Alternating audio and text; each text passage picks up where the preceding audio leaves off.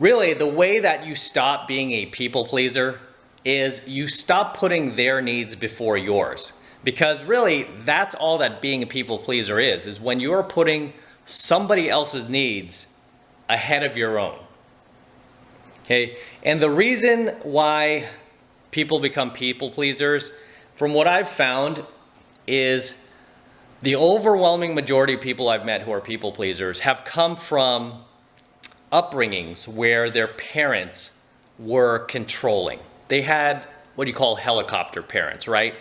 And controlling parents, man, they mean to do well, they want to protect you, they want to see you do well, but in their quest to accomplish that, they create a lot of lifelong psychological effects in their children's heads. And then you see them play out as adults.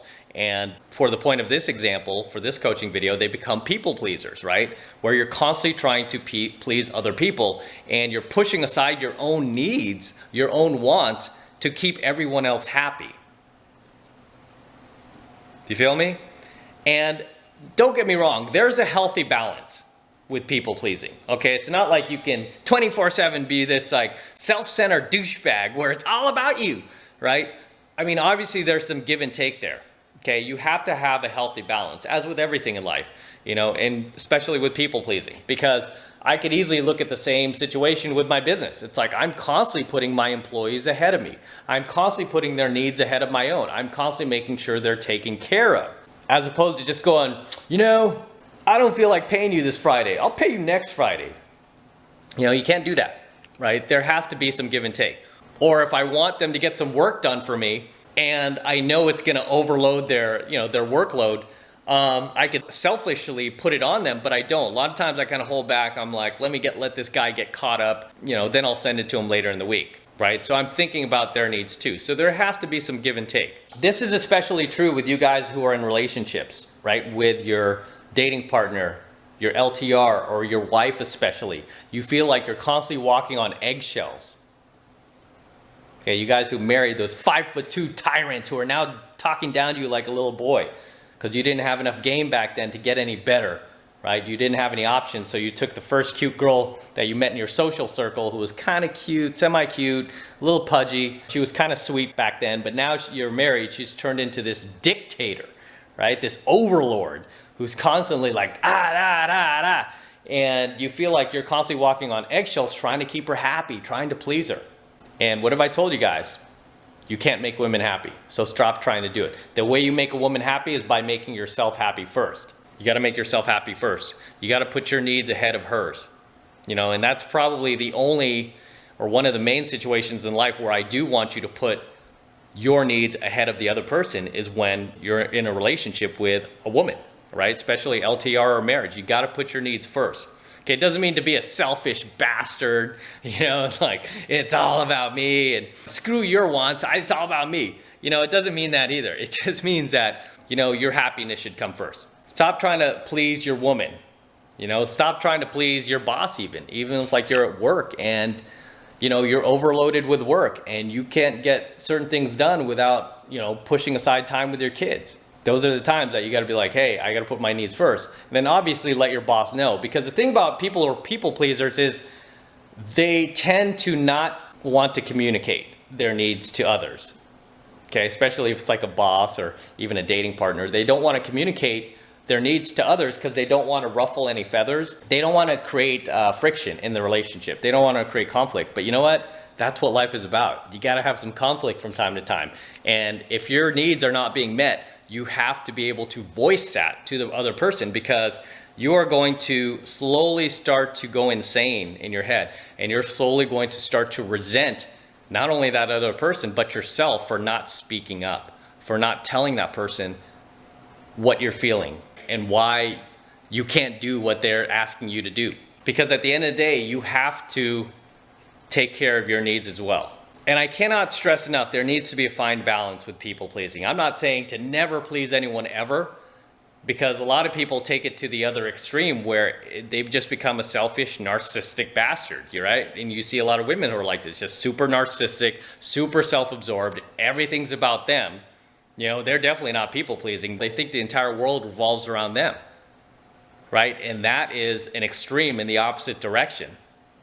You know, in a way, that's worse than being a people pleaser. You know, so even if you are a people pleaser, people who are like overly narcissistic and think the world revolves around them, they've got it worse because they have no self-awareness whatsoever. At least the good thing I could say about people who are people pleasers are the reason why you're a people pleaser is because you're empathetic and you can feel what the other person is feeling. So people pleasers tend to be very empathetic, which means that they have a high degree of self-awareness. Right? You're very self-aware. And these are good things. These are very, very powerful social tools. Okay, these are very, very, powerful social skills. So being a people pleaser is not all bad. It's just that you need to find the balance. Okay, you need to find the balance. Doesn't mean you need to completely never please anyone again, never make anybody happy but myself. Like, no, you just have to find the balance. Okay, like I said, when it comes to your dating partners, especially if you're a man watching this, you got to stop walking around on eggshells in your own home, worrying that your wife's going to yell at you or worrying you're going to disappoint her if you come home late with if you go out with the guys this weekend and you come home late. That's what I hate about relationships too. A lot of you people are like, why don't you have a girlfriend? You're dating all these women. And it's like, you don't think if I had relationships before? You don't think I've lived with women? I've done all that stuff. I don't like reporting to anybody. I don't like reporting to anybody. And right now, the women in my life, I don't report to any of them. Sometimes they should test me. They're like, it's been like 2 days. I haven't heard from you and not even a single text have you responded to. And I'm like, I'm busy. What are you doing? Picking up other girls? I'm like, actually I am. I'm doing it for my business. I'm taking students out. So yeah, I'm doing that. Even then, it's not like I comply with them, start responding to their texts again. I just tell them hey, I'm busy right now. I will respond to you when I can. Okay, I'm not trying to hurt anybody, but also too, I'm not trying to push my own needs aside and especially push my business aside or students aside in order to please you. It's like, hey, I have a life to run here. And either you're with me and you're behind me 100% or you're against me. What is it? Right? So I generally put on the other person. Same thing like when I had a boss, I worked in corporate America. He would shove work in my direction when I was already overloaded. And I would just tell him I can't get to this right now. His name was Bob. Bob, I can't get to this right now, but I will as soon as I can. And don't worry, I'm gonna get this handled for you. Don't worry, I'll take care of it because I know his boss will get on him about me. So I'm like, don't worry, I got your back. I got you covered. And I would take care of it. I'm like, just not right now, right? So when you're a people pleaser, you are constantly worried about what the other person will think about you. It comes from having low self-esteem. Again, this all goes back to the type of upbringing you've had. And most people who are people pleasers have had an upbringing where they had controlling parents who put just a ton of expectation on them, expecting them to be like this or like that, like the ideal child, right? And if you're a parent, man, that's a lot of pressure to put on your kid. Okay, I constantly felt pressured by my parents, right? And they were controlling to an extent. My mother she was highly educated. She got her doctorate degree in education. She was a teacher in the SF Unified School District for over 30 years. Very, very smart, educated woman. And very, very scholastic. And my brothers and sisters all did well in school. That was another thing. They were all getting A's and B's. And I was constantly dragging my feet. It's not like I couldn't do the work. It's just I didn't see a point to doing the work. And I saw this early on too. I can remember being in second grade and even first grade actually and getting homework and going, what's the point of this? Do we get paid to do this? What is this going to do for us? I remember already questioning school and not giving my best effort. I just kind of slid by. I just did enough to get by. And my mother and father really didn't like that. My dad would really get angry at me when I bring home my report cards because they were very average. And he was like, why aren't you trying? Why aren't you trying? And it's like, I didn't know how to explain to him that I'm not motivated. I don't see the point in this. I'm just doing it so I could just get to the next grade and the next grade. And I was always like, when will this end? When will this end? All this school, and he would constantly put these expectations on me, So my mom, I felt like I was letting her down because I wasn't doing as well as my brothers and sisters. And here she is, this teacher, and she even told me a few times, she's like, this is embarrassing, you're my son, and I teach students, and these are your grades. And my dad was a basketball player, right? He was great at sports, and he was, from a young age, he was trying to teach me basketball and get me into it. And that was just never my sport. I just, I'm okay at it, I could do well, but it was just never my sport. And I felt like I was disappointing him there, right? I ended up playing football and track and got into other sports, just not basketball. It wasn't my thing. So I felt like I was letting him down, and I really, really tried to please him. And as much as I tried to please him in that sport, I just wasn't, my DNA is not set up for that. So growing up, there were a lot of times where I felt I was pushing my own needs aside to try to please my parents. And then when I got older, I saw myself doing it more with like bosses, girlfriends. I just saw myself constantly trying to please them, right? And this is why a lot of my relationships early on didn't work out, because some of my students have seen like some of my girlfriends back then, like, oh, she was gorgeous, why didn't you marry her or her? And I'm like, you didn't think I wanted to marry that chick? You didn't think I wanted to marry her? I was trying to. I couldn't hang on to them, right? Because I was still blue pill, but B, I was people pleasing. I was people pleasing in those relationships, which comes off beta, right? Especially with a woman. So I could not hang on to these girls, and that developed from my childhood, just the type of upbringing I had. It wasn't that bad, but it was enough to kind of put me in that frame of mind, like I need to please people. I need to put my own needs aside, right? And it wasn't until I got older and I started running my own businesses. That's when I really matured, is when I actually started running my own businesses and I had employees to take care of and they had to take care of their families. Then, I realized it's not all about me, and I have to put their needs first, but at the same time, we need to strike a balance. I need to lead the ship. I just basically needed to become a man, as you do, because being a people pleaser is part of just being a little boy. And as I've taught in a few of my earlier coaching videos, in order for the man to live inside of you, the boy must die. So you must kill off the boy inside of you in order for the man to live. Okay, and that's how you get rid of a lot of this people pleasing behaviors that you have. Because it's going to be very hard to accomplish big things in life if you are constantly at the whim of other people's needs. And you're more concerned about keeping them happy than taking care of your own wants and desires. Okay? But again, there's a healthy balance. Okay? There is a healthy balance. Good thing is, like I said, you're self-aware, you have great self-awareness, and you're empathetic to other people's emotions. You could feel what they're feeling, which is almost like a superpower. So that's awesome.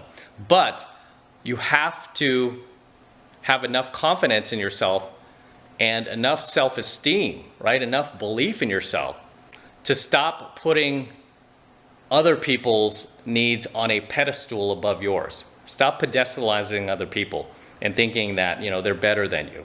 Okay, even if they are, you could strike a healthy balance. Like, yeah, this person's better, but I can learn from this person. I don't have to hate on them, I can learn from them. Right? So it all comes down to that balance. So I know a lot of books out there on people pleasing will tell you this is how you completely stop people pleasing, and I'm not telling you to do that, because I don't think it's healthy to make it all about yourself either. I truly believe you need to strike a balance, and that's what I found has been most successful for me. I've been able to take my business to the next level, my dating life to the next level, my health to the next level, because I'm constantly striking the balance. It's all about balance, guys. That's the secret to life, is all about balance. That's the secret to happiness, okay? Because you're never going to be happy completely being a narcissistic, self-centered turd, right? Just as you're never going to be happy being a complete pussified people pleaser.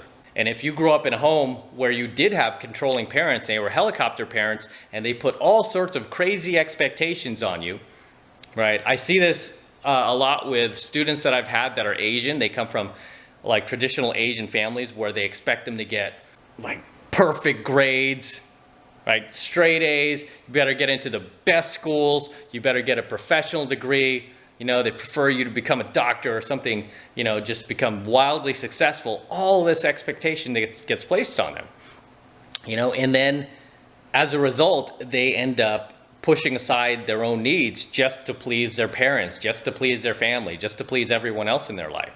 When I was working in corporate America, I stayed longer than what I wanted to. Okay, I wanted to quit earlier.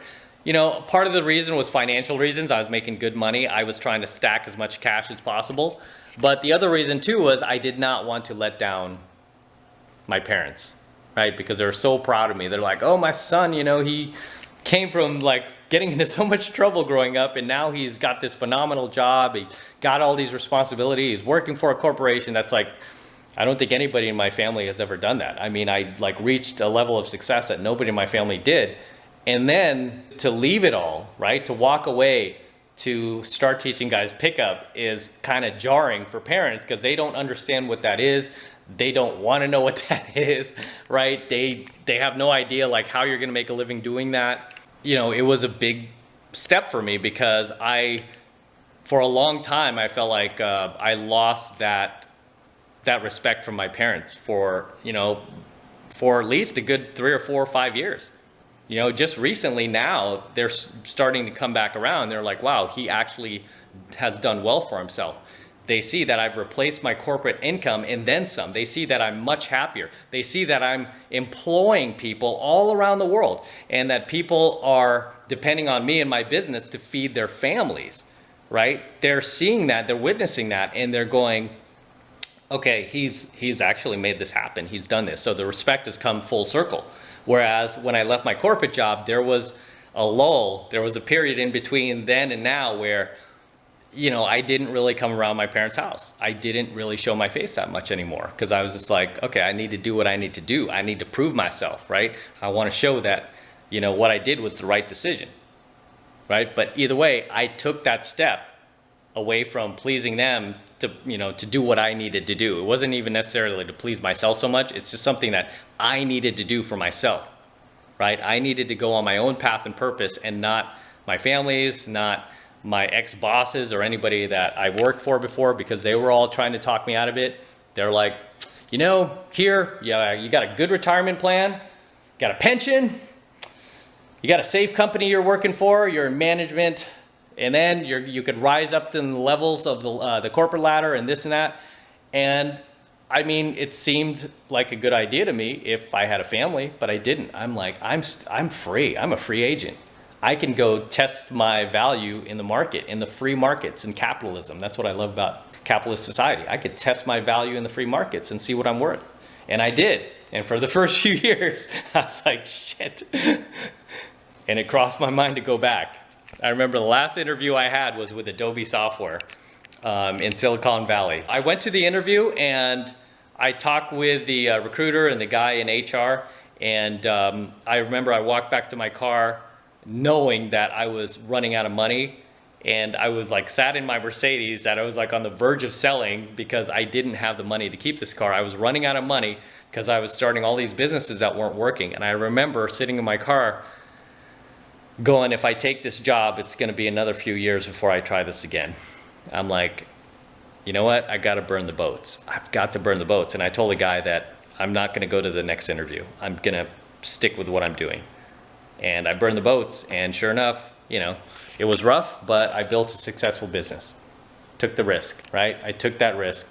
And it stems from just letting go of that need to please other people, especially your family, especially your parents, because you'll always feel like this instinctual need to please your parents, especially your dad. If you had your dad in your life, you feel like you're constantly letting him down and you need to impress him, you need to please him. But the way you please your dad and impress your family is by becoming successful, pleasing yourself first, right?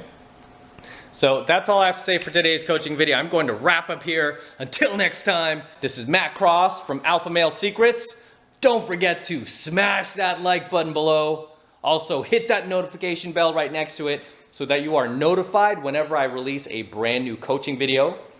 More importantly, guys, make sure you subscribe to my channel. Too many of you guys are still not yet subscribed to my channel, and you're not getting these notifications when I upload brand new videos to YouTube, okay? Instead, you end up finding them weeks, months later because you're not subscribed to the channel. So make sure you hit that subscribe button now. That way, whenever I upload a brand new video to YouTube, you will be the first to be notified about it. You won't have to wait in line. You won't have to go search for it on YouTube. Instead, you'll get it right as I upload it. You'll get it fresh. And for you guys who want to support my content and all of this red pill knowledge I'm teaching guys even further, the best way to do that is by becoming a premium subscriber of my premium alpha male content channel, which I am hosting on a private platform away from YouTube. Okay, why am I hosting it away from YouTube? I'm hosting it away from YouTube just in the event of one day they try to demonetize all my videos, they try to shut me down completely because they don't like this content I'm teaching. So I'm hosting all of my premium content on a separate private platform away from YouTube. And right now I'm giving away the entire first month of premium content for just $1. Okay, so it's just $1 for the entire first month of being a premium subscriber of my brand new premium alpha male content channel, which again, I'm hosting off of YouTube. Okay, and to get signed up, it's real simple. All you need to do is click that link below in my description box. It will take you over to my website where you could get signed up right now. It just takes 2 seconds. So do that now, and I will see you in my next coaching video.